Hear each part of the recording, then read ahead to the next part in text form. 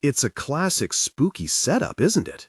The sound of typing, but the computer is completely dead. It's the kind of thing that makes you look over your shoulder, and it's actually happened in real life in ways that are just as unsettling. Think about the Phantom Typist case from the late 1980s. A woman in her own home swore she heard constant typing from her unplugged computer. It drove her mad, and no amount of investigation could explain the persistent noise. This isn't just about old computers and creaky houses, though. We've seen similar phenomena in abandoned places, like the notorious Poltergeist house in New York. Electronics reportedly flickered, and sounds emanated from devices that were clearly offline.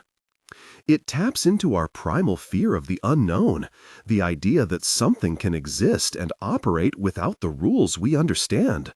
It's like a glitch in reality where the cause is completely invisible.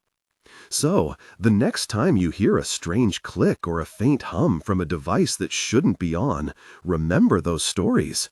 It might just be your imagination, but it also might be a little reminder that there are still mysteries in the world that defy simple explanation. The unplugged computer that types? That's a story that's far from over.